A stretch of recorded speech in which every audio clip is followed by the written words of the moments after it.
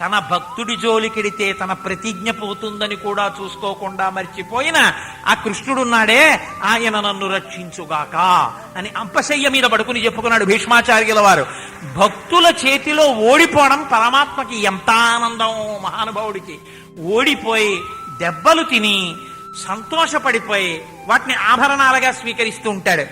అంతటి భక్తపరాధీనుడు కనుక లోపలనున్న గోపిక చేత ఓడింపబడినటువంటి కృష్ణుడు పరమ ప్రసన్నుడు, చాలా సంతోషపడిపోతాడు.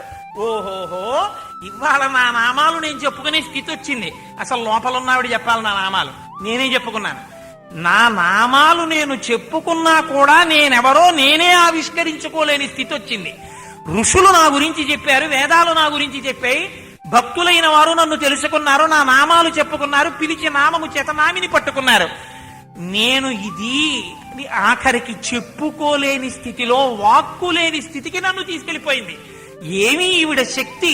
నా హరి అన్న నామం పనికి రాలేదు, చక్రి అన్న నామం పనికి రాలేదు, ఘోరాహిమర్ది ఆవిడే సాక్ష్యం పనికి రాలేదు. నేను ఎన్ని చెప్పినా ఇంకో అన్వయం చేస్తోంది.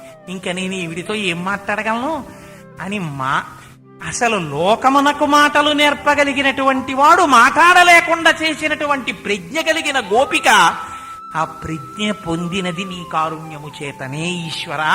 అలా ఓడిపోవడం నీకెంత ఇష్టమో, ఆ ఓడిపోయిన నాడు ఎంత ఆనందపడిపోయావో.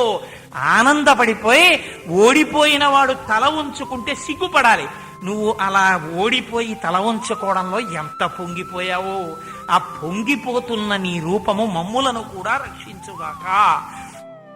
ఈ దర్శనాన్ని మీకు ఇవ్వడానికి, ఆ సౌలభ్యాన్ని మీకు ఆవిష్కరించడానికి, ఆ కృష్ణ తత్వమును మీ ముందు తీసుకొచ్చి పెట్టడానికి లీలాశుకుడు చేసినటువంటి ఒక అద్భుతమైనటువంటి ప్రక్రియ కాదు, గొప్ప ఔదార్యం, మహాత్యాగం.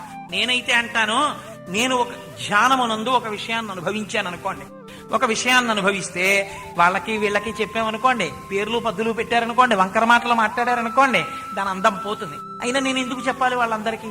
నేను ధ్యానంలో అనుభవించింది నా సొత్తు, మాకేవో కనపడుతుంటాయో అంటామంతే, చెప్పం. కానీ ఆయన అలా అనలేదు లీలాశుకుడు. శబ్దములు చేయలేక ఇంకా తన నామము చెప్పుకోలేక నిలబడిపోయిన కృష్ణుని యొక్క సౌలభ్యాన్ని మీకు శ్లోక రూపంలో, శబ్ద రూపంలో మీకు అందించి ఆయన కృపని, ఆయన అనుగ్రహాన్ని మీ మీద వర్షింపచేశారు.